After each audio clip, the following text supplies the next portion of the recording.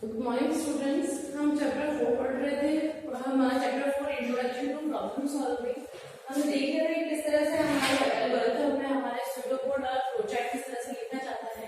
Next हम बात कर रहे हैं हमारे वेरीफाइंग एल्गोरिथम। एल्गोरिथम को वेरीफाई करना क्यों जरूरी होता है कि हमारे अपने नोटबुक में एक एग्जांपल दे रखा है कि क्या हुआ अगर हमारे बैंक का जो सॉफ्टवेयर है वो प्रॉपर्ली वर्क ना करे। अगर आपने कोई क्रेडिट का अपने या फिर अपने बैंक में जमा करवाए हैं, आपने 1000 जमा करवाए हैं, वो 500 ही ले रहा हूँ, उसका आधा ही ले रहा हूँ, या हो सकता है कि आप जमा करा रहे हैं पर वो आपके अकाउंट से निकाल रहा हूँ। इस तरह से अगर आपके सॉफ्टवेयर काम करने लग जाए तो अगर बैंकिंग सॉफ्टवेयर में ये भी आपकी प्रॉब्लम्स हो जाती है। इसलिए अगर हमें जो भी सॉफ्टवेयर बनाते हैं उसको प्रॉपर्ली चेक करा जाता है हर एक क्राइटेरिया पे। अगर वो हमारे जो इनपुट दे रहे हैं उसका वो प्रॉपर आउटपुट दे रहा है कि नहीं दे रखा है। ठीक है, आपके इसमें और एग्जाम्पल्स हैं आपके, जैसे मेडिकल फील्ड्स में हो, अगर स्पेस शटल्स के अगर प्रोग्राम्स अगर अच्छे से काम ना करे तो हमें बहुत ज्यादा नुकसान होता है। तो हम कहते हैं कि वेरीफाई का एल्गोरिथम होता है हमारे पास क्यों करना चाहिए। Designer should make sure that the functioning of all the component are defined correctly. Designer को ये देखना पड़ता है कि उससे जितने भी फंक्शनिंग है, जो भी वो फंक्शन या जो भी आपको टास्क दे रखा है वो प्रॉपर्ली वर्क कर रहा है कि नहीं कर रहा है। ठीक है, उनको अच्छी तरह से डिफाइन करा गया है क्या इनपुट किस तरह से देना है, इनपुट कौन से तरीके का हो सकता है। Check and verify in every possible way, और हर पॉसिबल तरीके से उसको चेक करा जाता है। किस तरह से चेक किया जाता है एल्गोरिथम को, एक आपकी जो स्टेप्स होती हैं, जिस स्टेप पे लिखा जैसे स्टेप बाय स्टेप हम देखते हैं कि एल्गोरिथम में हमने अगर ये इनपुट दिया है तो ये एल्गोरिथम्स के बेस पे हमें क्या आउटपुट मिल रहा है। कि हमारे पास जो भी एल्गोरिथम है उसके स्टेप बाय स्टेप्स को हम प्रोसीजर्स को करके देखते हैं। आपके किसी भी इनपुट के लिए तो क्या बोलते हैं, ड्राई रन बोलते हैं, मेथड ऑफ टेकिंग इनपुट, जो कि इनपुट लेता है और आपके जितने भी स्टेप्स एल्गोरिथम में और उसको वहां तक रन करवा के देखता है कि आपका जो भी इनपुट है उसके अकॉर्डिंग आपके आउटपुट आ रहा है कि नहीं आ रहा है। ठीक है, ये ड्राई रन आपको क्या हेल्प करता है, हेल्प करता है आइडेंटिफाई एनी इनकरेक्ट स्टेप्स। अभी ऐसा होगा कि अगर आपने स्टेप्स कुछ लिखी है एल्गोरिथम में, अगर आपने रन करवाया है उसमें अगर कोई आपकी प्रॉब्लम आ रही है रन करने के टाइम पर, तो आपको उसी टाइम आपको पता पड़ेगा जब आप उसकी टेस्टिंग कर रहे होंगे। ठीक है ना, सॉफ्टवेयर बनाने के बाद भी टेस्टिंग होती है, एल्गोरिथम लिखने के बाद भी आप चेक कर सकते हैं कि मैंने जो इनपुट दिया है वैसा हो सकता है कि आइडेंटिफाई करता है इनकरेक्ट स्टेप्स। कोई भी अगर हमने गलत तरीके की स्टेप लिखी है या फिर हमने कुछ डिटेल्स में मिसिंग कर दी है, तो ना हमारा जो सॉफ्टवेयर जिस चीज को हमें चाहिए था हमने उस चीज को कहीं मिस कर दिया है। बहुत सारी डिटेल्स के अकॉर्डिंग, ऐसा नहीं कि सिर्फ एक ही चीज को हमें काम करवाता है, एक सॉफ्टवेयर बहुत सारे अलग अलग काम करवाता है। तो हम ये देख सकते हैं कि कोई डिटेल मिसिंग तो नहीं रह गई है सॉफ्टवेयर में। ठीक है, ये सब हम चीजें चेक कर सकते हैं। जैसे आपने एग्जाम्पल दिया है, इसमें आपके नेचुरल नंबर को निकालने का फॉर्मूला होता है n+1/2। तो अगर आप निकालते हैं तो किस तरह से निकालते हैं, आपको फॉर्मूला दे रखा है आपका फैक्टोरियल का फॉर्मूला जब आपको देखते हैं तो n+1/2 है। अगर हम इसका नेचुरल नंबर का निकालते हैं, हमारे पास सम निकालते हैं, तो अगर हमने 6 नंबर ले रखा है, जैसे आपके 6 ले रखा है, 5 लेके देखते हैं। अगर 5+1/2 हमारे 5 नेचुरल नंबर्स का होता है तो क्या है 5+1 6 हो जाएगा। तो 6 5 से 30, 5 × 6 5 2 30/2, ये कितना हो गया 15। तो हमारे टोटल कितना आ रहा है 15 आ रहा है। अब इसी को अगर हम ये फॉर्मूला लगा के अगर हमने ऐसे प्लस किया होता तो 15 आ रहा है कि नहीं आ रहा है, हम उसको चेक कर सकते हैं। 1 + 2 + 3 + 4 + 5। ठीक है, 5 + 4 9 9 + 3 12 12 + 2 14 14 + 1 15। तो ये हम ये चेक कर रहे हैं कि हमारा जो हमने फॉर्मूला लगाया है, हमने जो या कह सकते हैं कि जो स्टेप्स लिखी है हमारे नेचुरल नंबर के प्लस करने के लिए, तो वो है हमारे जो करेक्ट है। हम अपने और भी कोई नेचुरल नंबर ले सकते हैं। आप जैसे मैंने 5 लिया है, 8 लेके देखिए, 9 लेके देखिए, तो वो फॉर्मूला में बिल्कुल फिट बैठता है, उसका आपकी जो आउटपुट आएगा वो हमेशा करेक्ट आएगा। इस तरह से हम हमारे प्रोग्रामिंग में भी चेक करते हैं। आपको इस पे एक एग्जांपल देता है, आपको एल्गोरिथम लिखनी है कि write algorithm to calculate the time taken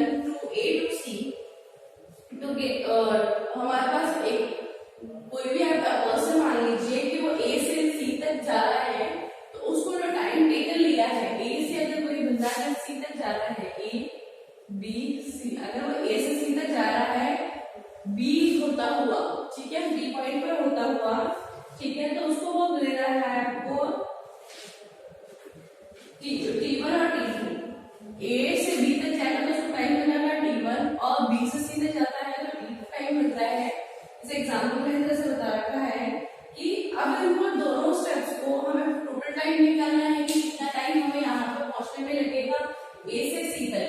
तो हम क्या करते हैं मैथमेटिक्स में, जैसे हम बताते हैं कि ए से बी का जो टाइम है वो और बी से सी का टाइम है, दोनों को प्लस कर देंगे तो हमारा जो टोटल टाइम है वो आ जाएगा। इस अकॉर्डिंग हमने क्या है एक एल्गोरिथम लिखी है, हम उसको देखते हैं कि हमारे जो एल्गोरिथम लिखी हुई है वो किस तरह से उसको फॉलो करती है। तो आपके एग्जाम्पल में ले लिया कि प्रिंट वैल्यू फॉर टी1। टी1 के लिए हमें क्या वैल्यू प्रिंट करवाना है, पहले आपको कंप्यूटर इंस्ट्रक्शन देगा इनपुट h1 हमारे पास क्या है, ये आवर्स के लिए ले रखी है और ये mm1 हम मिनट्स के लिए ले रखी है, ठीक है।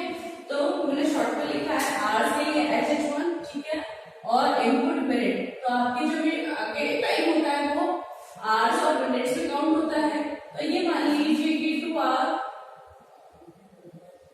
और 30 मिनट्स में उसने टी1 में काउंट करा है, ठीक है। तो मैंने आवर्स दे दिया 2 और फिर उसने इनपुट करा था, फिर मैंने 30 लिख दिया, तो मैंने 2 आवर्स 30 मिनट इनपुट करवाया है। नेक्स्ट वो लिखिएगा प्रिंट वैल्यू फॉर टी2। के लिए हमें वैल्यू प्रिंट करवानी है इनपुट h1 का कितने घंटे हुए हैं, मैंने मान लिया कि यहाँ पे 3 आवर्स और 20 मिनट्स मुझे निकालना है। जैसे वो मुझे आवर्स पूछेगा तो मुझे 3 टाइप करना है और फिर मैं कहूंगी इनपुट मतलब मिनट्स कितने हैं, तो 3 घंटे 20 मिनट लगे उसको, तो 20 मिनट का इनपुट दूंगी। फिर वो टोटल करेगा h1 टोटल हमारे पास आवर्स का टोटल करेगा, ठीक है ना।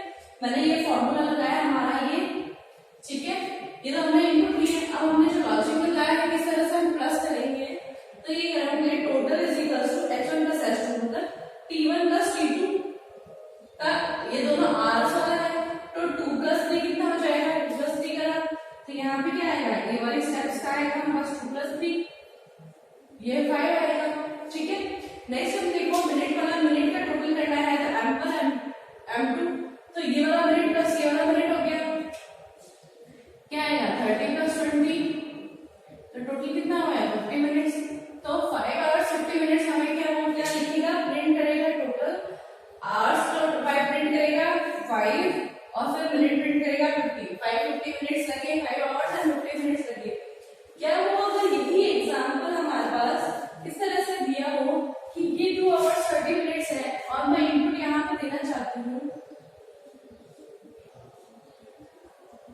अगर मान लीजिए मेरे पास टी2 जो टाइमिंग है वो टी2 टाइमिंग मेरे पास 3 आवर्स 20 मिनट ना हो के अगर मेरे पास 50 मिनट्स हो, ऐसा हो तो क्या होगा, ठीक है।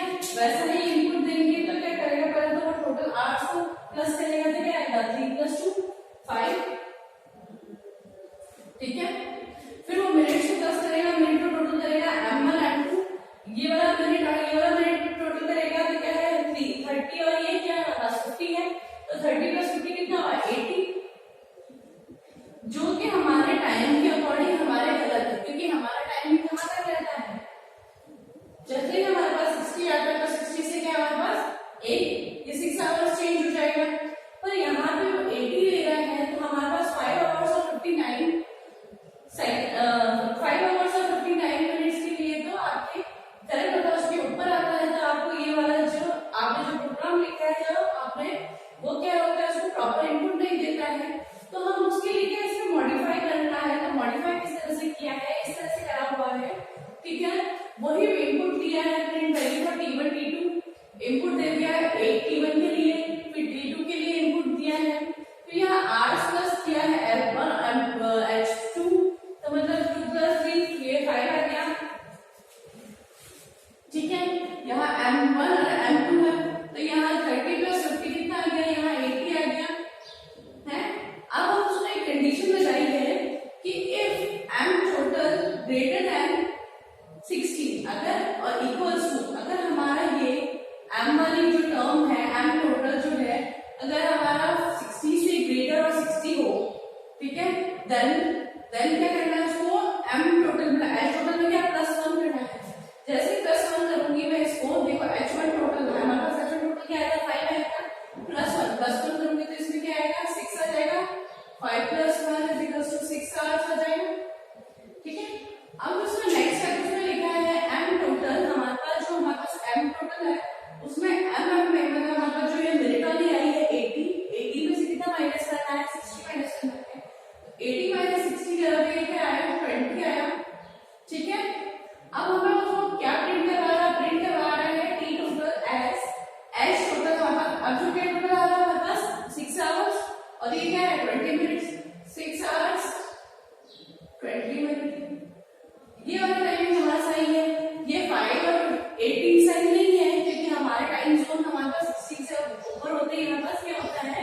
आपको +1 करता है हमारे आवर्स में, तो ये लॉजिक लगा के हम उसको अपने टाइम वाले एल्गोरिथम को सही कर सकते हैं। इसी तरह से हमारे पास नेक्स्ट चीज क्या आता है कि क्यों हमें ऐसा होता है कि हमें चेक करना पड़ता है ताकि इनपुट जो भी दे रहे हैं उसका प्रॉपर आउटपुट आए। कोई भी ऐसी मिस्टेक हो जो हमने एल्गोरिथम में लिखी हो, वो क्या है हम इस टाइम पे चेक कर सकते हैं ड्राइवर के थ्रू। सॉफ्टवेयर कभी डेवलप होता है तो वो वेरीफाइंग एल्गोरिथम को करता है। फिर हम जब बात करते हैं नेक्स्ट टॉपिक की कंपैरिजन की, वेरीफाई करने के बाद कंपेयर करते हैं, ठीक है। सो नेक्स्ट हमारा है comparison of algorithm. Comparison of algorithm में है कि हमारे एल्गोरिथम एक ही प्रॉब्लम को सॉल्व करने के लिए अलग अलग एल्गोरिथम हम यूज करते हैं। तो एल्गोरिथम में हम अपने कंपेयर करते हैं कि हमारे पास कितना उसको टाइम लग रहा है, कितना उसमें मेमोरी स्पेस की जरूरत है, उस अकॉर्डिंग हम डिफाइन करते हैं कि हमारा कौन सा एल्गोरिथम बेस्ट रहता है, ठीक है। तो हमें स्टार्ट करते हैं कंपैरिजन क्यों होता है, क्योंकि हर एक प्रॉब्लम के लिए एक से ज्यादा अप्रोच होती है, एक से ज्यादा हमारे पास एल्गोरिथम लिखी होती है। इसमें हमारा एग्जाम्पल हमने ले रखा है, हमारा प्राइम नंबर का एग्जाम्पल हमारे बुक में।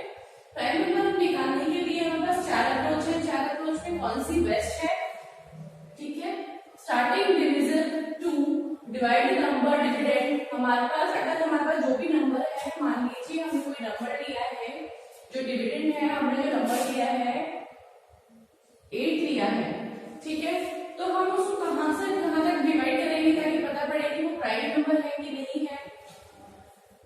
तो पहले स्टार्ट करेंगे हम 2 से स्टार्ट करेंगे, पहले 2 से डिवाइड करके देखेंगे, फिर 8 को 3 से डिवाइड करेंगे, 8 को 4 से डिवाइड करेंगे, 8 को 5 से, 8 को 6 से, 8 को 7 से, ठीक है।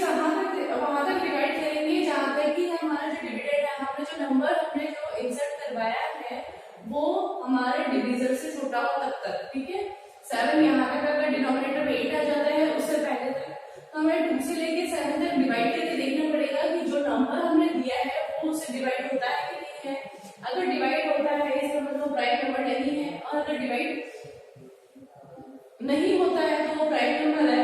तो हम ये देखते हैं कि हमें क्या करना पड़ेगा, जितना बड़ा नंबर अगर हमने 8 लिया है तो मुझे कितनी स्टेप्स काउंट करनी पड़ेगी, 6 स्टेप्स हमें 6 बार उसको करना पड़ा। अगर यही नंबर अगर मुझे 1000 में या लैक्स में होता जो डिवाइड करना पड़ता, तो मैं क्या डिवाइड करती, पहले 2 से भी 3 से भी 1000 तक आपके चलता रहता है डिविजन, जब तक आपके छोटा रहता है तब तक।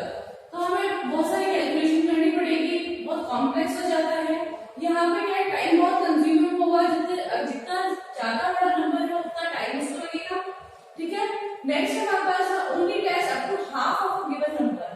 हमारा जो भी नंबर होता है उसका आधा, अगर हमने 8 किया है तो 8 का आधा क्या है 4 तक हमारे पास डिवाइड करना है।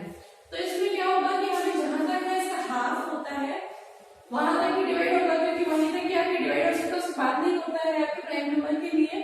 तो हम ये देखते हैं कि यहाँ पे जो आपकी टाइम की है वो आपकी आधी हो गई है, तो टाइम कॉम्प्लेक्सिटी थोड़ी कम हुई। नेक्स्ट बात करते हैं only test up to square root of dividend.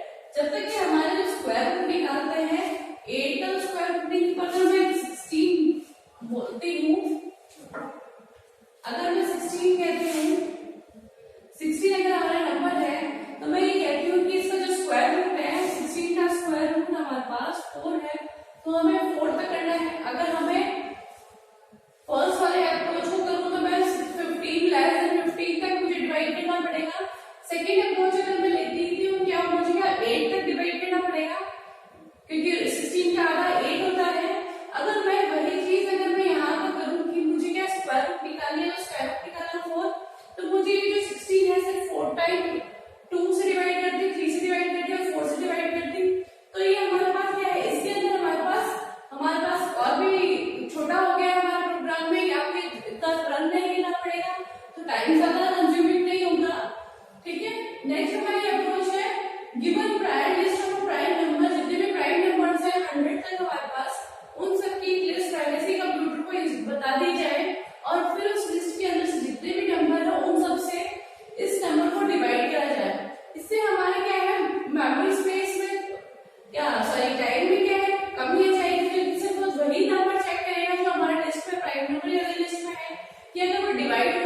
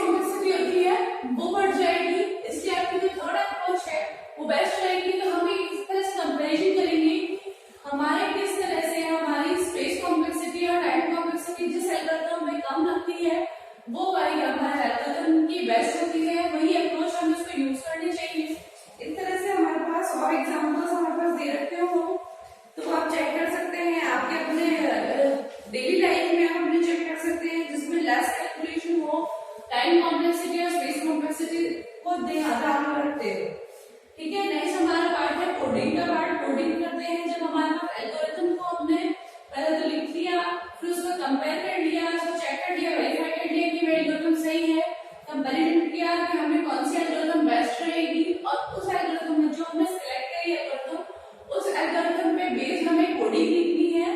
ठीक है। कोडिंग आपके हाई लेवल लैंग्वेज में या फिर आपको कह सकते हैं कि पहले मशीन लैंग्वेज में लिखते थे। मशीन लैंग्वेज क्या होता है, मशीन डिपेंडेंट होता है, तो हमारा मशीन जो लिखता है वो हमें बस 0 और 1 समझ में आता है, उसको सिर्फ बाइनरी डिजिट समझ में आती है, सिर्फ 0 और 1।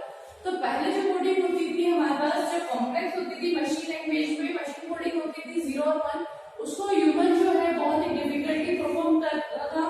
अब हमारी जो कोडिंग होती है वो हमारे हाई लेवल लैंग्वेज में होती है, जो ह्यूमन रीडेबल लैंग्वेज होती है उसमें होती है। और फिर उस ह्यूमन लैंग्वेज को जो हमने हाई लेवल लैंग्वेज में जो प्रोग्राम लिखा है उसको इंटरप्रेटर और कंपाइलर के थ्रू आपको मशीन लैंग्वेज में कन्वर्ट किया जाता है, और वो मशीन लैंग्वेज आपके कंप्यूटर को बताया जाता है। तो आप क्या लिखते हैं, हाई लेवल लैंग्वेज में लिखते हैं, हाई लेवल, और फिर उसको क्या है मशीन कोड में चेंज किया जाता है, 0 और 1 में चेंज किया जाता है by the help of compiler और इंटरप्रेटर। कंपाइलर और इंटरप्रेटर हमने हमारे फर्स्ट चैप्टर में डिस्कस कर लिया था कि किस तरह से कंपाइलर एक आपको पूरे प्रोग्राम को आपको इंटरप्रेट करके मतलब मशीन चेंज कर देता है, आपका इंटरप्रेटर होता है आपका लाइन बाय लाइन होता है। ठीक है। नेक्स्ट हमारे पास इसमें कोडिंग के अलावा कि क्या डिफिकल्टी डील करता है, एडवांटेजेस होती है हाई लेवल लैंग्वेज की क्योंकि वो पोर्टेबल होती है, आप किसी भी मशीन पे रन कर सकती हैं। ये हाई लेवल लैंग्वेज अगर मैंने एक अपने प्रोग्राम आपके कंप्यूटर के लिए रन करी है तो यही प्रोग्राम मैं किसी और कंप्यूटर पे जिसमें कुछ और आपके सॉफ्टवेयर इंस्टॉल हो या कोई भी ओएस इंस्टॉल हो वो लैंग्वेज वहां पे परफॉर्म करेगी। पर मशीन लैंग्वेज में ऐसा होता है जिस कंप्यूटर के लिए वो लैंग्वेज बनी है, जिस पे आप जो उसको कोडिंग करेंगे वो वही रन करता है, दूसरी वाली पे वो आपको अलाउ नहीं करता है दूसरा मशीन। ठीक है। इसके अंदर आपके एप्लीकेशन है, जैसे हमारे पास इसमें ओएस एप्लीकेशन प्रोग्राम है जिसपे रन करते हैं, डेस्कटॉप एप्लीकेशन, मोबाइल एप्लीकेशन और वेब एप्लीकेशन। तो हमारे जो डेस्कटॉप एप्लीकेशन और मोबाइल एप्लीकेशन होती है ऑपरेटिंग सिस्टम में बेस्ड और हार्डवेयर एप्लीकेशन होती है। ठीक है। आपकी जो वेब एप्लीकेशन होती है, जो वेब पे मतलब हमारे इंटरनेट पे अवेलेबल होती है, जैसा कि पहले बताया गया है कि आपको जो वेब पे कोई सॉफ्टवेयर अवेलेबल है तो आपको ऑलमोस्ट सारे आपके जो ऑपरेटिंग सिस्टम है वो उस पर रन कर सकता है, और आपके जो यहाँ पे कंप्यूटर वाले और मोबाइल जो एप्लीकेशन होते हैं वो उसी पे रन होते हैं। जो वेब पे एप्लीकेशन है वो वेब पे जो रिसोर्सेज यूज होते हैं उन्हीं को यूज करके आपका रिजल्ट फाइंड आउट कर सकती हैं। जैसे हमारे पास प्रोग्रामिंग डेवलप करते हैं कि हमें एम्बेडेड हो सकती है डिजिटल वॉच, कोई जरूरी नहीं है कि ये सिर्फ आपके प्रोग्राम हमारे के हैं कंप्यूटर के लिए या फिर मोबाइल के लिए वेब एप्लीकेशन के लिए है। हमारे जो प्रोग्राम है, हमारे जो डिजिटल वॉच है उसको क्योंकि जो हमारा वॉच होती है वो इंक्रीमेंट होती रहती है, किस तरह से इंक्रीमेंट होती है, इससे पहले मैंने अभी प्रोग्राम बनाया था हमारे पास कि किस तरह से हम हमारे टाइम को कैलकुलेट कर सकते हैं, उस टाइम वाली कॉम्प्लेक्स हमारे एल्गोरिथम पे बेस्ड हमने प्रोग्राम बना सकते हैं कि हमारा डिजिटल वॉच किस तरह से काम करती है। ठीक है। आपके डिजिटल वॉच एक एग्जाम्पल है, MP3 player, traffic signals, vehicles, medical equipments. आपने ट्रैफिक सिग्नल्स में देखा होगा कि आपके काउंटडाउन चालू रहता है कि उस पे आपके डिक्रीमेंट हो रहा है, आपके जितना भी होता है -1 -1 डिक्रीमेंट होता है, फिर जैसे 0 होता है वो आपकी ग्रीन लाइट ऑन होती है। ये भी क्या आपकी कोडिंग है। ठीक है। तो अलग अलग तरीके से अलग अलग प्रोग्रामिंग यूज करी गई है। तो हाई लेवल लैंग्वेज के अलावा आप असेंबली लैंग्वेज भी यूज कर सकते हैं जो हमारे नेक्स्ट प्रीवियस जनरेशन में काम आती थी। नेक्स्ट बात करते हैं हम डिकम्पोजिशन। डिकम्पोजिशन का मतलब होता है डिवाइड करना। अगर कोई भी बड़ा आपके प्रोग्राम है वो बहुत बड़ी प्रॉब्लम है तो उस प्रॉब्लम के छोटे छोटे टुकड़े किया जाता है, मतलब सब प्रॉब्लम्स में कन्वर्ट किया जाता है। फिर उस प्रॉब्लम को आपको पहले तो प्रॉब्लम्स को तोड़ा जाता है, फिर उन प्रॉब्लम को सॉल्व करा जाता है। और हर एक प्रॉब्लम ऐसा जरूरी नहीं है कि सारी प्रॉब्लम एक ही पर्सन सॉल्व करता है, कि जैसे कंपनी सॉल्व करती है, इसको एक बड़ा सॉफ्टवेयर बनाती है तो सॉफ्टवेयर में हर एक को एक पैनल दिया जाता है एक एक प्रॉब्लम सॉल्व करने के लिए, या कैसे कह सकते हैं कि कस्टमर है जिसकी 15 रिक्वायरमेंट्स है कि सॉफ्टवेयर में 15 चीजें होनी चाहिए। सॉफ्टवेयर कंपनी 15 अलग अलग डिफरेंट पर्सन को बताएगी कि आपको ये टास्क उसमें परफॉर्म करना